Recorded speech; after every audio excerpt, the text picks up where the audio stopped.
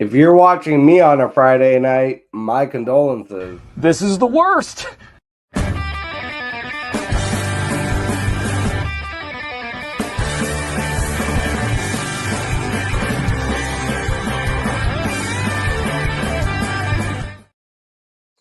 Mota Zitabarakis, welcome into the worst fantasy show. I am your host with the least, Jack Lucenay, coming in a day late and a dollar short to go through the matchups for fantasy football week 10 action. Before we get into that, Thursday night football hath come and gone, and we got arguably the game of the year, definitely the best Thursday night football matchup that we've had all year. The Cincinnati Bengals versus the Baltimore Ravens came down to the wire, 34-35.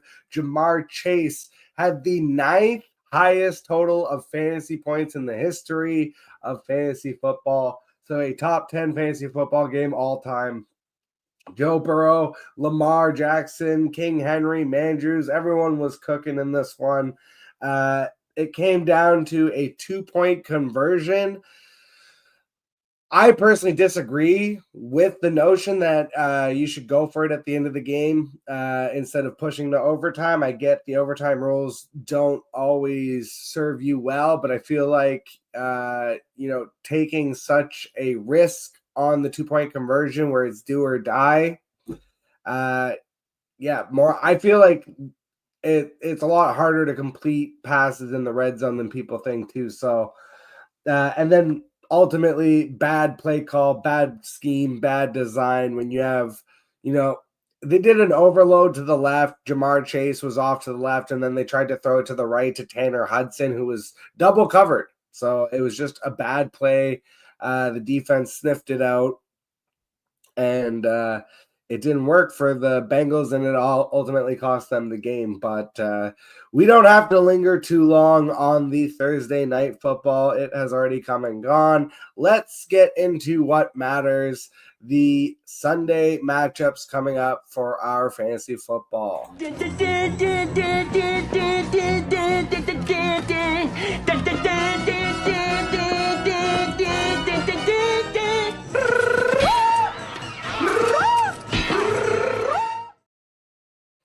Starting in Munich, we have a battle of the woeful Giants versus the toothless Carolina Panthers. This is a 9:30 a.m. Eastern Standard Time game. So if you have players in this, make sure that you have set your lineups early.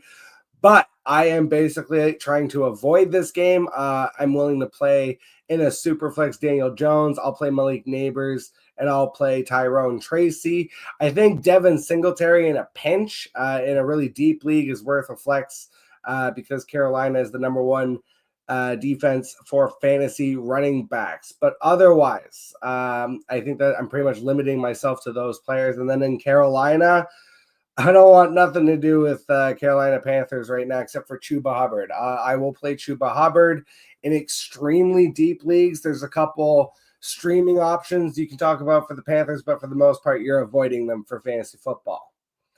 The New England Patriots at the Chicago Bears, starting with the 1 p.m. games, 38.5-point over-under here. I think it's very clear for the Patriots right now. You start Ramondre Stevenson and nobody else and temper your expectations because this is a tough defense. On the Bears side, you can start DJ Moore, but it's been pretty horrendous. I actually think this is a bounce back spot. I've tried to sneak him into a couple of my best ball lineups.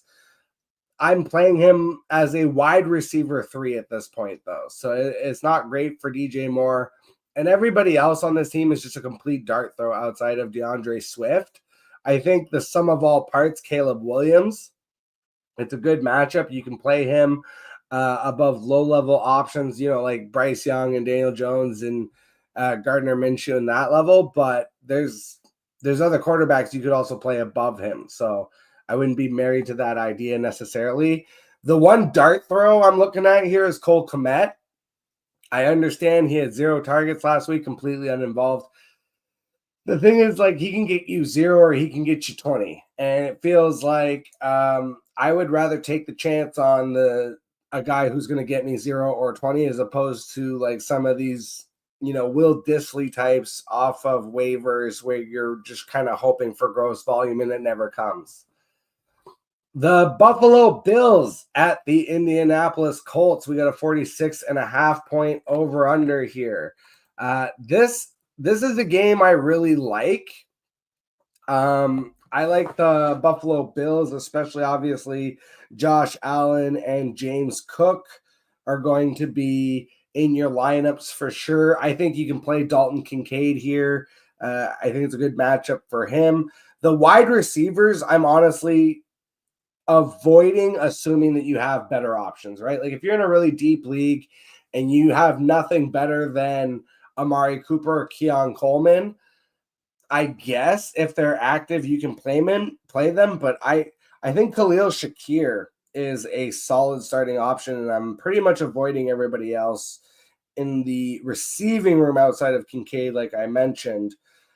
And then on the Colts side, that's very easy. Michael Pittman has been declared out. I would not play Joe Flacco unless it was in the deepest of Superflex leagues. Even if he is successful, just process over results. But I think obviously Jonathan Taylor's in your lineup, and I like Josh Downs. I think Josh Downs is in your lineup. I'm stashing Adonai Mitchell in deep enough leagues where I have the bench room to do it, but I'm not playing him or Alec Pierce. Like, yes, they might catch a 50-yard touchdown. They might also get you 0 points. So again, unless you're in just some kind of crazy, 16-team plus league, that's the only way I would look their way. But otherwise, it's very much familiar faces in this game, and then get on out. Tyler Sperry in the comments, welcome. Any news on Siebert? Austin Siebert, I'm assuming. He limited in practice. Yes, he's a kicker that scores more than CeeDee Lamb. He's actually the number 1 fantasy kicker on the year, I think, right now, which is hilarious and crazy to say. It's a hip. He's listed questionable. Has not practiced. Practice limited capacity Thursday, Friday. That tells me that he is probably going to play. He is a game time decision, and it's not a great matchup against Pittsburgh. So, later in the show, I'm going to be covering some streaming kickers. So I would tell you that me personally, I'm not going to chance it on a kicker that is a game time decision, even if he has practice in limited capacity, just because there's so many good kickers. Like I can tell you, as much as Austin Siebert might be number 1, later on the list, streaming kickers, Chris Boswell probably dropped in a lot of leagues. Kicker for the Pittsburgh Steelers in the exact same game on the opposite side.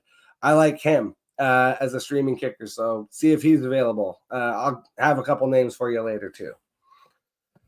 All right, the Minnesota Vikings at the Jacksonville Jaguars. We got a 43-point over-under here. This is definitely going to be a game where you are firing up as many of your fantasy assets for the Vikings as possible.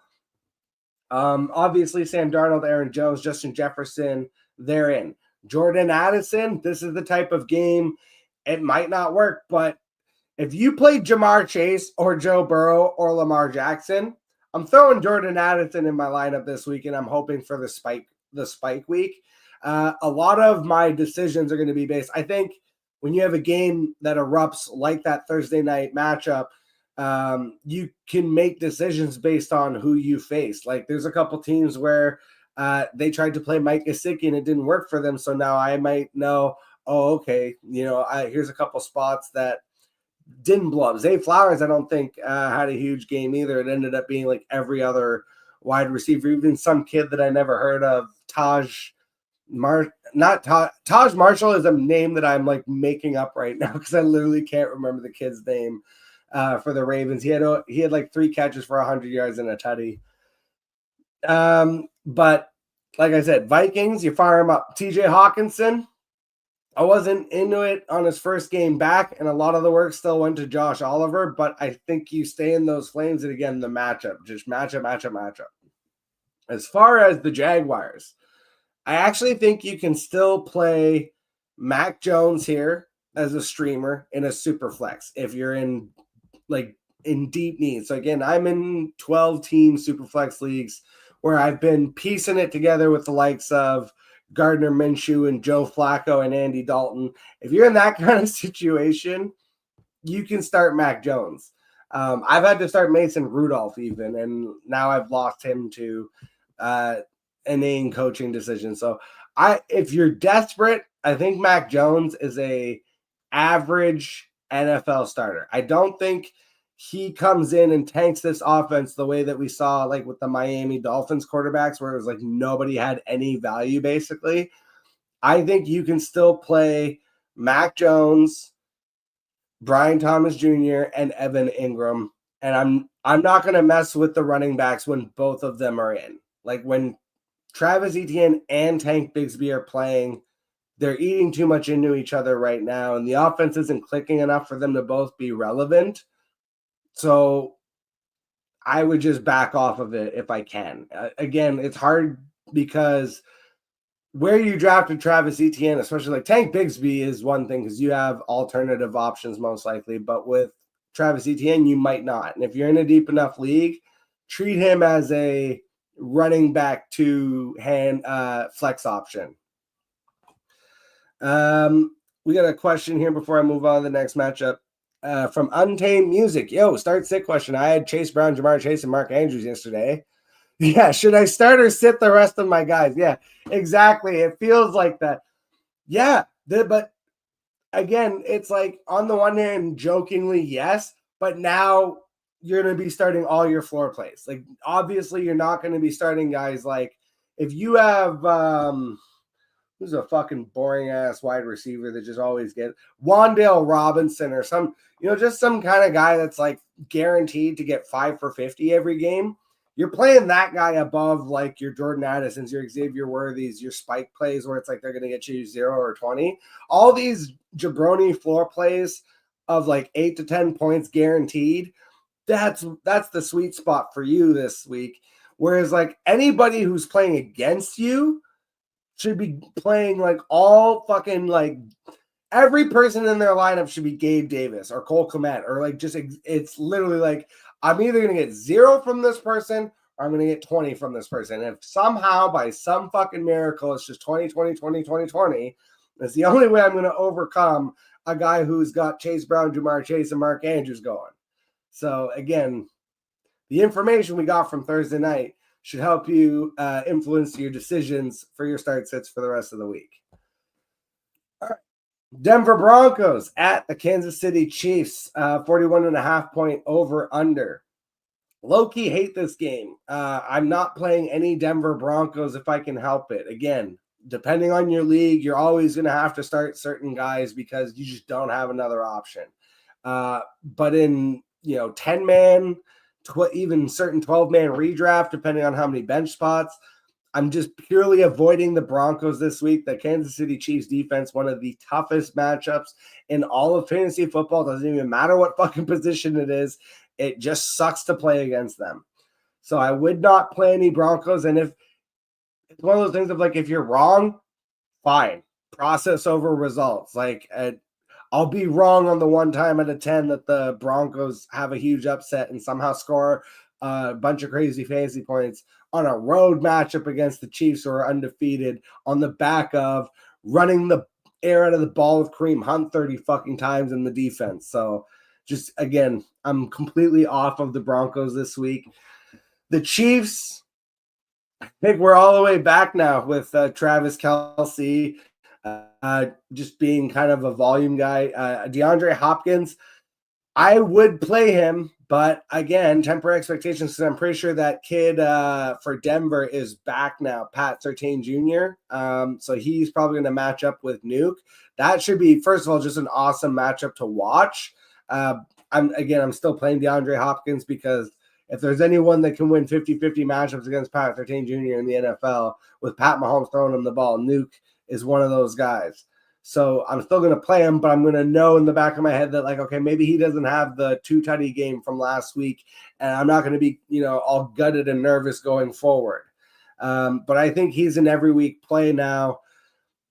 Travis Kelce, DeAndre Hopkins, Kareem Hunt, Patrick Mahomes. It's that easy. We got some more questions before the next matchup. Frizzle, what's going on? Would you trade Mixon to get wide receiver upgrade if your wide receivers are Smith, Flowers, and Olave? Yes. Again, in a vacuum, like depending who your other running backs are, I would package one of these guys. I mean, you're not going to get nothing for Olave. Olave, I think, might be done for the year, legitimately. It's already his second concussion of the season. They take that shit a lot more serious now. So I think he's done. I think you can still get something for Flowers and Devonta Smith. I think Smith might end up missing this week. It feels like it's so weird because it feels like AJ Brown was supposed to miss this week, and then it ended up being like, no, AJ Brown's going to play, and then Devonta Smith seems to have tweaked his hamstring, and he's been limited all week. Who knows if he's actually going to go, and if he retweaks the hammy, might be safer to go with. Again, I feel like you get more for Mixon and Flowers. I think if you put Mixon and Flowers together, you can go get yourself an elite wide receiver. Like I just traded Tony Pollard and DeAndre Hopkins in Megala Bowl for Amon-Ra St. Brown. I have Derrick Henry and Saquon Barkley. I don't need, as great as Tony Pollard is, obviously, I'm not starting him in my running back spots over those two guys, so he was a flex for me. And I was able to take him and DeAndre Hopkins, who's great, but, Amon-Ra St. Brown, an elite wide receiver. So, that's the kind of trade I would be looking at in your situation. If you can take Mixon and Flowers and, you're not going to be able to get Jamar Chase now on the back of that game, but, beforehand. So I'm looking at like an Amon-Ra St. Brown, potentially AJ Brown. Again, even Justin Jefferson. They might not say yes, but if I can tell you in redraft as the Justin Jefferson owner, depending on what my record is and how hurt my team is, if you sent me Mixon and Devonta or even Mixon and Zay Flowers, I might not say yes, but I would at least tilt my head and think about it. You know what I'm saying? Like I would at least have cause for pause. So that's just kind of some examples of how I'd be looking at that situation. And then Untamed Music, in all seriousness, I do have a second wide receiver question after Chase. Is it going to be Dell or Downs? Yeah, Downs. 100% Downs. This is what I'm talking about. Downs is totally a floor play. Like there is no situation in my head with Michael Pittman out that this man doesn't get at least 5 for 50. And you might be like, oh, that's disappointing in most cases. But it's like Tank Dell very well could have a dud and be under 10 fantasy points.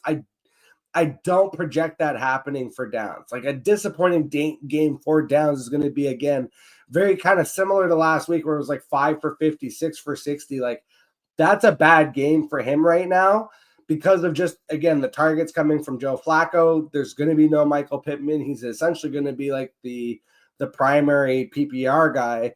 They're going to have Adonai Mitchell and Alec Pierce on the sides, but that's why I'm very in on Downs this week. I have a ton of him in my best ball shit too. And I don't hate Tank Dell, but that's where I'm like, Tank Dell for me is the ceiling play of like, I'm trying to get that 20, 30 point explosion, but I know that he could fucking go for 0 to 5 fantasy points too. It's very like boom or bust. And with Downs, I'm like, the floor is there. I'm taking that floor because I've already got Chase in the bag. So I'm not taking risk at this point. And thank you. I appreciate the comment. 6 trade getting Amon-Ra. Pretty fair. Yeah, I mean, again, Megala Bowl, if you're not familiar, it's the tournament for the fantasy footballers, like their fans, like the Patreon. And it's like tens of thousands of people. And it's extremely competitive. And last year they didn't have trades allowed. This year they have trades allowed. I've already made a couple trades this year. One did not work out for me. Again, I have Derrick Henry and Saquon, and I went really running back heavy in the draft. And I kind of looked up and was like, fuck, I only have DK Metcalf and DJ Moore at wide receiver, basically. And so after the draft, before the season had even started, I traded James Conner for Amari Cooper. That looked fucking awful for a long time. Now he's in Buffalo. Hopefully, again, my team's kind of taking form into playoffs now where I am in playoff contention. If I can just manage the ship until this, last third of the season and I get Amari Cooper back, and now all of a sudden we're cooking with gas, especially after the Amon-Ra trade. And then Frizz asked Mixon and Flowers for JT and Debo. That's a tough one. Right off the top of my gut instinct is that's very kind of sideways. Zay Flowers, the thing is, he's just so hit or miss. It feels like because of the lack of touchdowns, he's really just like a very PPR kind of guy. I'm just pulling up the schedules because that's really what's going to help me decide things. Oh, yeah. I mean, San Fran coming out. They're coming out of the bye week, so you don't have to deal with that at least. Tampa, Seattle, Green Bay, Buffalo, Chicago, LA, Miami, Detroit. That doesn't line up too bad. And then I know Jonathan Taylor has a decent schedule because I traded him for him in Dynasty. So it's funny because Amon-Ra, I traded for him in a redraft in Megalobowl. I traded him away in Dynasty in my 16-teamer because I needed the depth, and I'm competing this year. And I still got younger too. I picked up Xavier Worthy and Tucker Kraft and Jonathan Taylor for Amon-Ra and first. And I'm the Mahomes owner, so it kind of pairs. And I needed, like I said, I needed the running back help. But yeah, the late bye week hurts. But you look at the playoff schedule for Jonathan Taylor coming out of that late bye week. Denver, Tennessee, and then the Giants. Like, that's not bad for running back. Denver and Tennessee is a little bit tough, but the Giants in championship week, that's nice. Oh, that's tough. And with Zay, you get the late bye. Also, does Deontay eventually take over? Joe Mixon passed his bye, but at what point do the touches catch up with him? I think it's close. It's closer, I think, than a lot of people would think. But me personally, by a smidge, I do land on the JT Debo side. But if you don't feel super confident about it, I don't know that I would make that move. But I just personally land on the JT Debo side when I kind of flesh it out. All right, let's get back into some of these matchups. The Atlanta Falcons at the New Orleans Saints, 46.5 point over under. This might be the game of the week. It sucks that the Saints aren't going to be full power, but I still think they're going to show up. Just division matchup. You still have Alvin Kamara, you still have Taysom Hill. I think they're playable. Obviously, Taysom, assuming you're in the format that allows to play him as a tight end. This definitely feels like another spot where they're going to need him. They're going to use him. Derek Carr is back, so that's still part of the game plan. And even though they got rid of Dennis Allen, I don't think that they're going to make wholesale changes across the offense this season. So I think that I would still ride Taysom Hill and Alvin Kamara. I wouldn't mess around with the wide receivers. I'm not messing around with any other tight ends. I'm not trying to start Derek Carr. I think on the Falcons side, very easy. Kirk Cousins, Kyle Pitts, just because the state of tight ends, you just go back to that well. No matter how many times he hurts you, it has been a little bit more consistent this season. I feel like if Drake London misses, it might be a little bit better. But I think the play here really is Cousins, Darnell Mooney, and Bijan Robinson. And I'm excited for the matchup for all of them. The San Francisco 49ers at the Tampa Bay Buccaneers, 50.5 point over under. The return of the chosen one, Christian McCaffrey. And I'm playing him. If they play him 50% of snaps, doesn't matter. I'm looking for efficiency from my man CMC. I think he's definitely finding the end zone his first week back. I even think he finds the end zone a couple times. I was cramming him into my best ball lineups even before they announced that he was going to play this week. And they waited this long and they need him. So again, making that playoff push.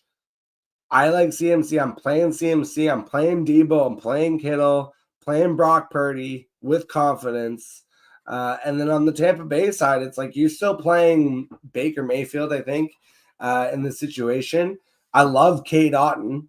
He has emerged as a, tight end one, honestly, over the last couple of weeks. So you start Baker, you start Cade Otton, and you start Rachaad White. Again, it's same situation as last year.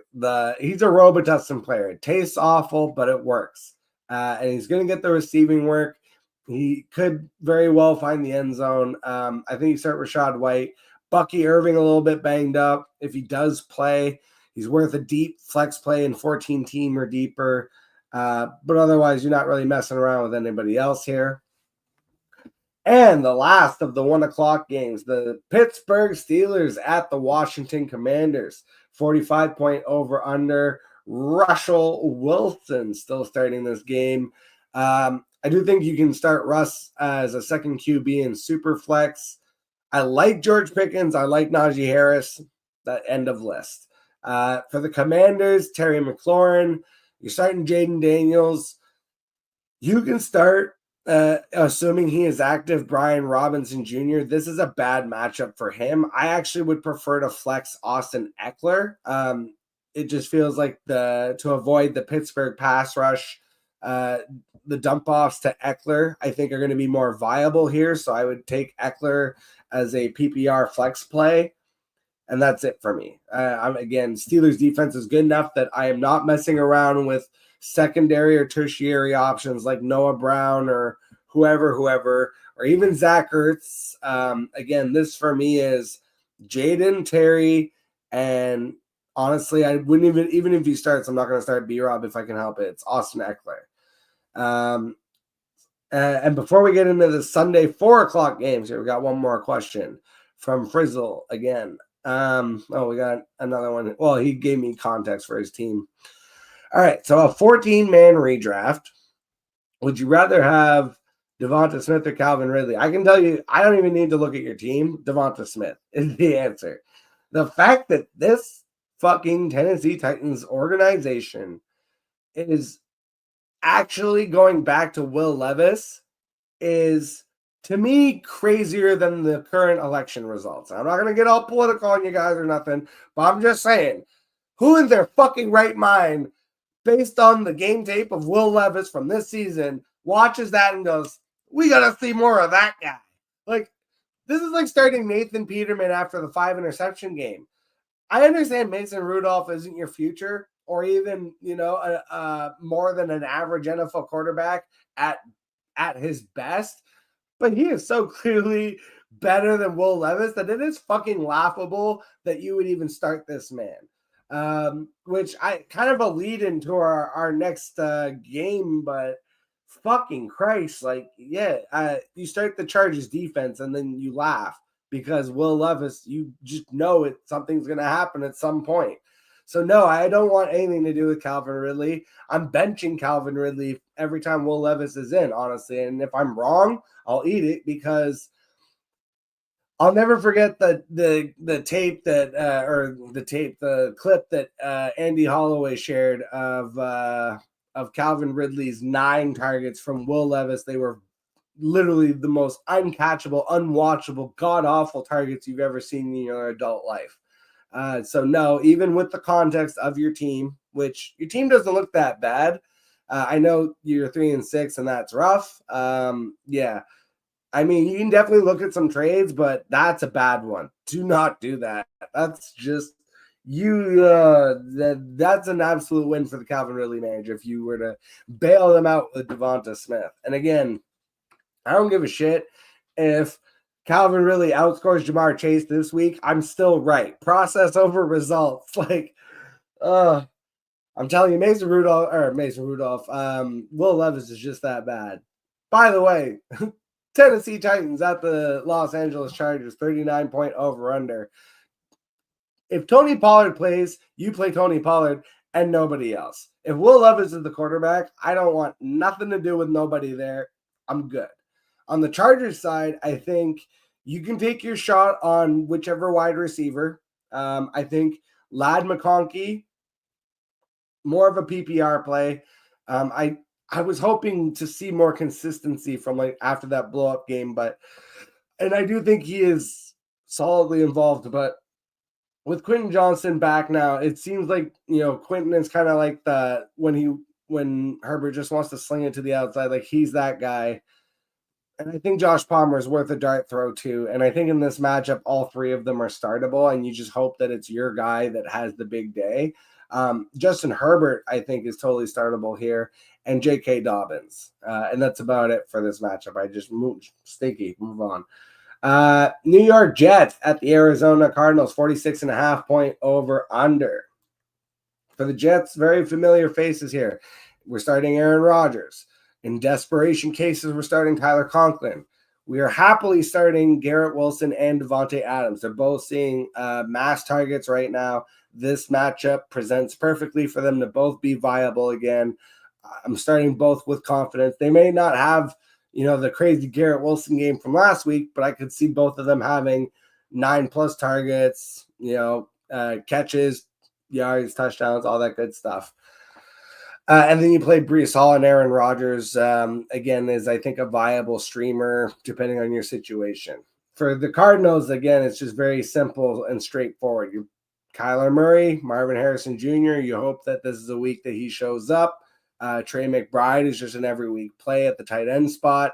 And James Conner is just, again, a plug and play RB1 every single week. Last of the 4 p.m. games, the Philadelphia Eagles at the Dallas Cowboys, 43.5 point over under. Divisional matchup. Unfortunately, we will have no Dak Prescott. However, it's being reported that CeeDee Lamb will play. I will play CeeDee Lamb in my lineups. I think Cooper Rush, this is a me thing where I feel I really doubt quarterbacks like Cooper Rush. I was kind of a Brock Purdy doubter when he kind of first started taking over. These guys who are like, game manager types that are successful, but it feels like they lack the, overall physical talents of most NFL quarterbacks. And Brock Purdy has very much ascended past that, in my opinion. But that's where I'm like, I think you can start CeeDee Lamb, and I think in real hard desperation situations, you can start Cooper Rush in Superflex leagues above like Bryce Young level plays. But frankly, I'm starting CeeDee Lamb, and I like Rico Dowdle. I think he's going to get dump offs, especially from Cooper Rush, so I like him. You have to play Jake Ferguson unless you have a really good alternative tight end to play. But for the most part, if you can, try and avoid playing Dallas Cowboys players this week. It's a bad matchup, honestly. And then the Eagles, again, very familiar faces. If Devonta Smith is in, he plays. If Dallas Goedert is in, he's been practicing. Keep an eye on that. He might be on waivers if you need a tight end. I would play him. A.J. Brown should play. You play him. Saquon, you play him. Jalen Hurts, you play him. Pretty easy. All right. Before we get into the Sunday night matchup, Frizzle with another question. Joe Mixon for James Conner and Jaden Reed. That one I actually would do. I would not throw in Flowers to get Amari Cooper. Again, that's too sideways. Amari Cooper clearly still acclimating with the team. You do not have the patience to wait for him at 3 and 6. You're trying to acquire guys that are going to help you win right now. Jaden Reed is the most consistent Green Bay wide receiver. He is operating essentially as the primary. It seems like week to week, he is the most consistent guy. I would be happy to get him on my team. And I think James Conner is enough of a facsimile of Joe Mixon. So he's not an exact representation, but he'll give you a lot of what Joe Mixon is giving you. So I think getting Jaden Reed to supplement your team and get some depth at the wide receiver spot, which you seemed like you were hurting there, this is a good trade where it's like, yeah, you are downgrading a little bit from Mixon to go to James Conner, but you're getting a pretty decent player in Jaden Reed. So that's a trade I would make. And no, I would not put Flowers in to get Amari Cooper in it. Now you're going too far and losing too much. Stephen Grease. Sorry if I pronounced your name wrong. What are your thoughts on my two flex spots? Full PPR, Pickens, Najee, Josh Downs, Lad McConkey, Rico Dowdle, and Juwan Jennings. Yeah, I'm going, again, just in a vacuum. If you're looking for a ceiling play, I would personally go with George Pickens and Josh Downs. I like Najee Harris. He gets a ton of volume, but the Commanders' defense has been really fucking good this year. And even though it's a road matchup for the Commanders, I'm pretty sure. It's a road matchup for the Steelers, I meant. So that makes it even worse, I think, for Najee. This is a scary one for me. I think I would go with Pickens and down. Fuck's sakes. Yeah, my gut instinct is if you need the ceiling, you go with George Pickens and Josh Downs. If you need a floor, I actually think you go with Rico Dowdle and Josh Downs. I have Ferg. I could try to package Otton and Flowers. Who should I aim? No, you keep Otton, dude. Fuck that. No, do not. That is the worst mistake you could make right now. Is I have Jake Ferguson. Bro, Jake Ferguson is not that great and has a quarterback downgrade right now. Like, Cade Otton is crushing it. Even if Mike Evans comes back, Chris Godwin's done for the year. Otton is locked in as at least bare minimum the second target on that team, and right now operating as the first target. You do not trade a tight end getting that much volume with a decent quarter. Like, everything is lined up for Otton right now. No way I would trade him. And no, Steven, thank you for popping by on the stream. And thank all of you guys for coming in and dropping your questions. I got a couple more things to wrap up here, and then we'll get on out of here so that I can go watch some Friday Night SmackDown. But yes, let's get into the Sunday night matchup. The Detroit Lions at the Houston Texans, 49-point over-under. You fire up everybody here. I mean, even CJ Stroud and Tank Dell have been relatively disappointing, but you play them in the hopes that this turns into a little bit more of a shootout as opposed to what I think it actually will be. And so, again, just temper your expectations because you're going to start Stroud and Dell because you probably don't have better options. Like, if you somehow did, then great, start them. But for the most part, you drafted Stroud as your primary quarterback, and you're having to deal with that. And it presents, again, as the potential shootout. I still would start Stroud, Dell, and Mixon. I would temper my expectations somewhat for Stroud and Dell in the case that this turns out into like a running style defensive matchup, which it very much could when you look at David Montgomery and Jahmyr Gibbs on the other side of the ball. This is the return of Jameson Williams. So keep an eye out on Sam Laporta's usage. That's scary.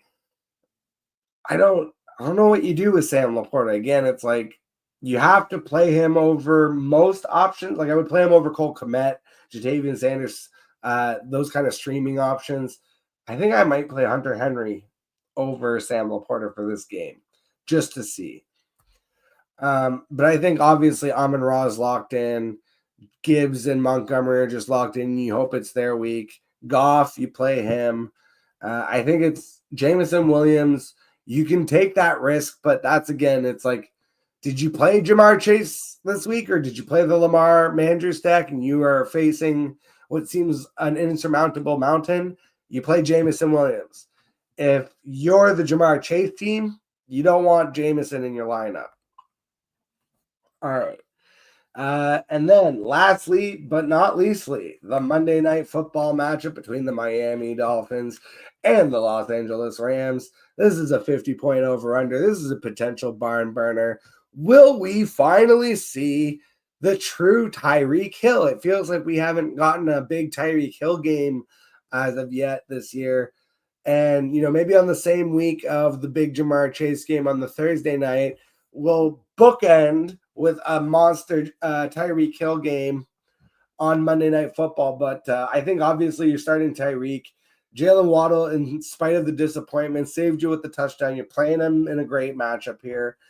So yeah, Tyreek, Jalen Waddle, both running backs, Mostert and A-Shane. Tua is in. I think you can even play Jonnu Smith as a dart, though, if you're really desperate for a tight end.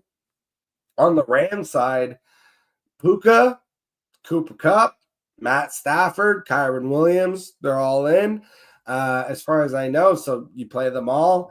And he is questionable. If he does play, Demarcus Robinson, we've seen, just piling up the touchdowns. Even without the touchdowns, though, he is the third receiver. When Cooper Kupp and Puka Nacua are active, he's the third guy above the Tutu Atwells, the Jordan Whittingtons, I always forget the Tyler Browns, like all of these other wide receivers that they have.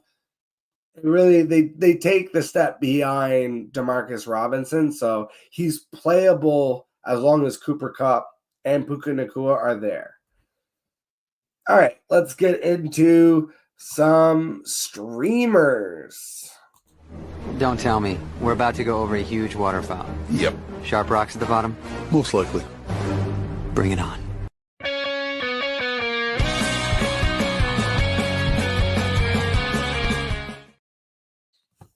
So we are almost halfway. Well, not almost. We are halfway through the fantasy football season, even a little bit more than that. In fact, I'm going to have to start looking at maybe doing a playoff primer pretty soon. But the streaming options be getting thin. They be getting, we're getting into some rough waters, let's say. So for quarterbacks, single quarterback leagues, your best option is probably Justin Herbert. There is a good chance that he is available on waivers. He's been throwing the ball a ton as of late. It's not just this week against the Titans. Even though the Titans are a good run defense, their pass defense can definitely be had. But he also has Cincinnati and then Baltimore coming up the next couple weeks. So Justin Herbert is a stream not just for this week, for the next 3 weeks. So he's someone you definitely want to grab if he's floating on waivers. Otherwise, you're looking at Daniel Jones in a plus matchup against the Panthers, even though it's in Munich, Germany. In Superflex, getting deep with it. Bryce Young. Not everybody has fully pulled the trigger and come back to the Bryce Young camp. Again, if you have a good enough running back or wide receiver, I would still start them in a Superflex over some of these guys. But then I look at Cooper Rush and Mac Jones, I think, are viable average Superflex starters as your second quarterback. Like, you're looking at 15 fantasy points. So if you don't have a running back or wide receiver you think is capable of getting more than that, I think those guys are safer floor plays than even a Bryce Young, who's about, I think, a floor of 10 fantasy points. Getting into the running backs, Devin Singletary. I mentioned it at the top. It's the number one matchup for fantasy running backs against the Carolina Panthers. Even though Devin Singletary has turned into the backup here, I think he's worth a deep flex shot because I think this is going to be a game where potentially the backup for the Giants is able to get involved a little more to spell Tyrone Tracy. I think Tyrone Tracy is a fantastic start as well. But again, I think if you're looking for like really deep plays, and you're going to have to be if you're looking for running back plays, Devin Singletary. Again, dart throw, I'm just trying to get a body into the lineup that might score some fantasy points for me. Amari DiMercado and Trey Benson have been getting more and more involved in the Arizona Cardinals backfield as they try to keep James Conner fresh for the full season. And Emmanuel Wilson for the Green Bay Packers has gotten consistent backup work literally all year. Just last week had a touchdown. Again, it's very much a dart throw, but you just look for a body who's getting touches and getting on the field. Emmanuel Wilson in 14-plus leagues definitely needs to be stashed. And then, again, it's handcuff season. You look at Kamani Vidal, Blake Corum, Trey Brenson, all of these like handcuff running backs. If you have the primary running back, or even if you just have the space on your bench to stash some of these guys, I definitely would be stashing some of these guys. Kamani Vidal, especially, I feel like, again, he's been getting the backup work behind J.K. Dobbins. If for some reason something happens to J.K. Dobbins, Kamani Vidal could definitely see a huge increase in touches and could be a potential fantasy winner going down the stretch. So he's someone I'm stashing on my benches to kind of avoid that rush. For wide receivers, again, going right back to the Chargers Josh Palmer and Quentin Johnston especially, hit a lot of waivers and, definitely got picked up in a lot of leagues this week. But make sure that he got picked up in your league because he's definitely worth at least holding on to see if this starts to get a little more consistent. But I also think he's worth a dart throw in deeper leagues, especially if you had to face Jamar Chase. Jalen Tolbert, I think, again, it's the backup quarterback with Cooper Rush, and CeeDee Lamb dealing with an AC joint should play through. However, that is a pain management injury, and if for some reason Lamb has to leave the game and Tolbert sees extra targets, or even just, Lamb's there as a decoy and Tolbert sees extra targets, also because sometimes you have that connection with the backup quarterback where he kind of is like more in tune with the wide receiver 2 or 3. So we'll see. But I think Jalen Tolbert is worth a decent, he's worth a flex play. Like if you're hurting at wide receiver or as a wide receiver 3. And then again, these are like deep plays like Noah Brown. I don't like it a lot this week. But he could, again, these are kind of desperation plays of guys that are at least seeing the field. You look at Nick Westbrook-Akine. Dude's never been consistent, but somehow he's been getting touchdowns the last couple of weeks. However, it's been with Mason Rudolph, so maybe it doesn't work this week. Parker Washington for the Jaguars, 85% snap share. You look at Ray McLeod and Kaderil Hodge, both running about 80% snap share routes, worth deep flex plays for the Atlanta Falcons, assuming that Drake London is out. If you're going to fuck around with a New Orleans wide receiver, I think Mason Tipton might be worth stashing. He's running about 76% of routes right now, and just everybody's dead there. Like Chris Olave, again, may miss the rest of the season. Bub Means is on IR even, so they're just down bad, and he's the guy that might emerge over the second half of the season. And then, again, Michael Pittman ruled out. I already had Adonai Mitchell as a stash in general, but if Pittman were to miss extended time, and there's been some positive feedback and buzz coming out of Colts beat reporter rooms that Adonai Mitchell is starting to get things going a little bit, he could be one of those rookies that kind of hits on the back half of the season that didn't do anything in the first half. So that's just something to keep an eye on, and if you have the room, make sure you stash him on your bench. For the tight ends, we got Hunter Henry, we got Cole Kmet, we got Jatavian Sanders, and we got Theo Johnson. It's rough in these tight end streets, but Hunter Henry, like we mentioned, he's become basically the favorite target for Drake May. The Bears are a lot tougher against the run than they are against the pass, so I think they can be had there. Cole Kmet on the other side of that same matchup. Patriots, we've seen it before, especially in that Seahawks game where both JSN and DK Metcalf and Tyler Lockett and Noah Fant even, like they all were viable. So Cole Kmet potentially worth a deep dart throw.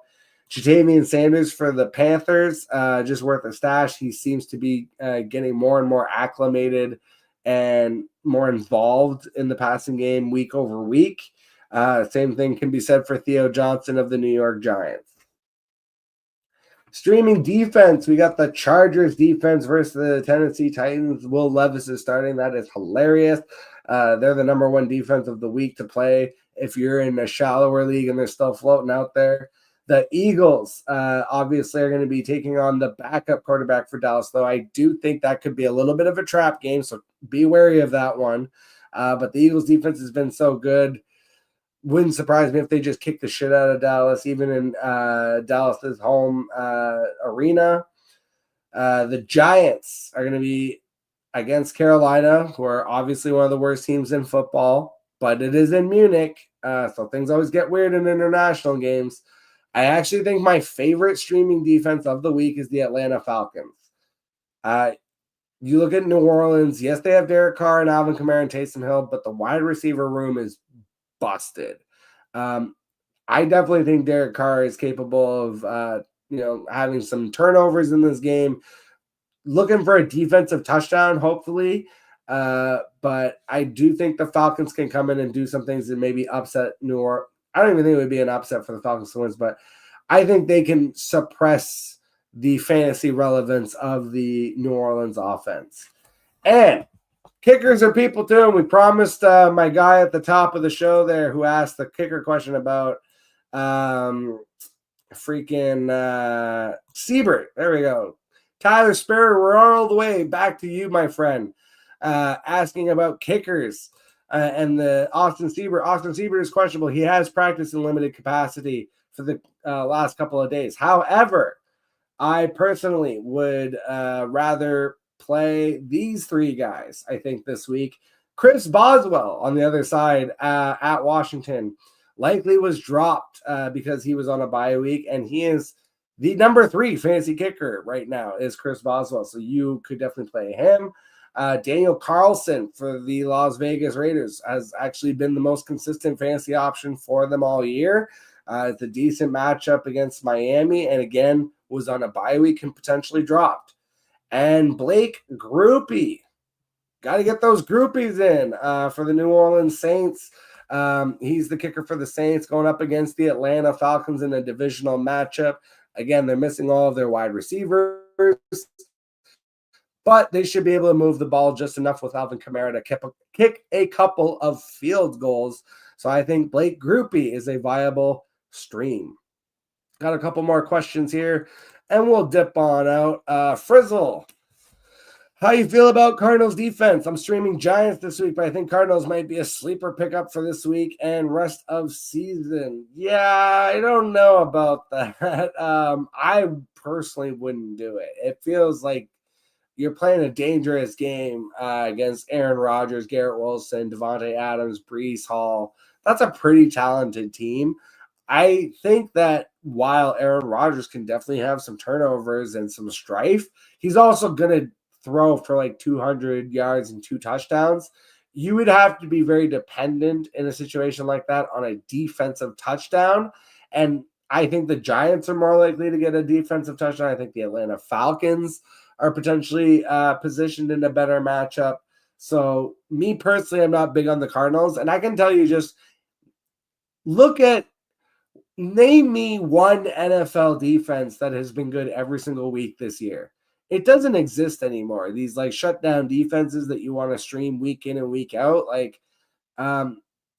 you really have to play the field, it feels like at this point, in terms of streaming defense, because so often, like even you look at the undefeated Kansas City Chiefs and their defense, it's like, okay, yeah, the defense is good, but it's like there's been lots of better plays. And I think the other thing too is, and this has been calculated more often than not, of any fantasy manager worth their salt, if you take the amount of fantasy points that you accrue on a season by streaming, like by picking the matchups, and it's like, okay, maybe you had a small one here, but then, you got the 30-point explosion here and the 20-point explosion here, and you know what I'm saying? Like, you're able to string together all these crazy weeks.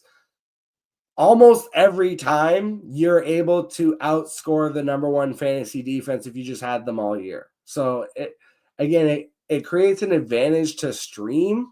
It also creates an advantage of like, if I don't think there is a good streaming matchup and I'm just going to pick up the last one available at the last minute, great. That means I get to stash an extra player on my bench until game time, or, until something gets tagged questionable, or I can manage my roster in different, maybe creative ways to try and get an edge in a different way. And then Mark Folkman with a straightforward DJ Moore or Jamison Williams this week. Half PPR.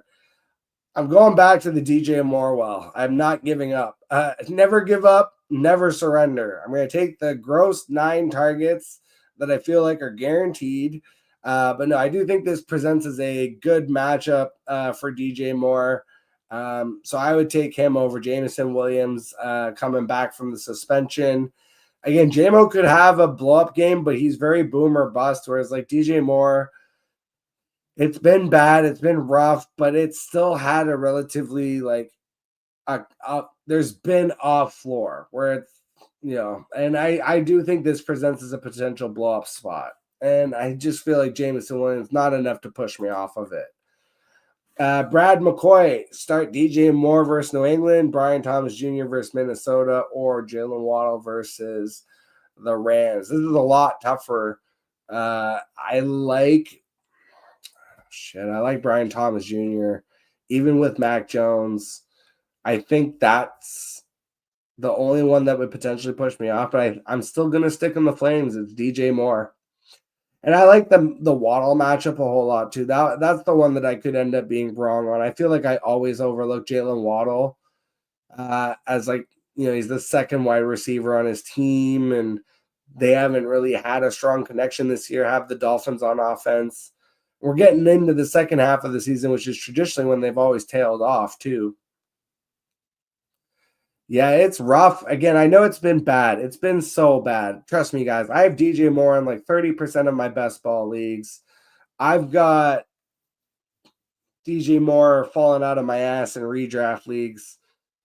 And I have him in leagues where I have Brian Thomas Jr. And I think this week I'm making the literal same decision of by a sliver, I'm going with DJ Moore.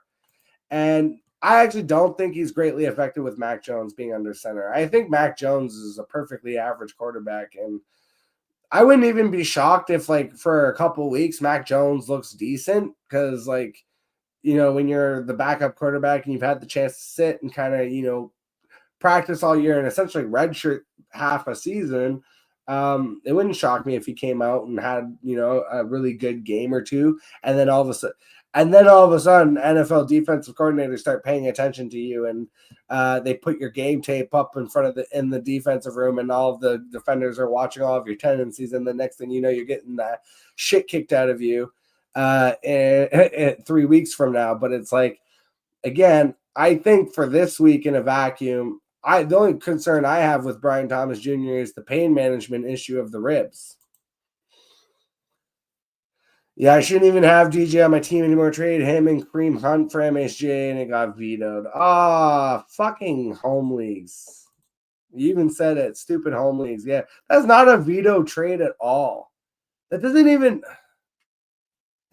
make sense. Of like, MSJ has wildly underperformed, and so has DJ Moore, and Kareem Hunt has been a fucking beast for like the last, like, since he basically took over as the running back there, which is hilarious, by the way, because I'll never forget some dude giving me shit last year for saying Kareem Hunt was a good best ball pick in like the last round of your drafts.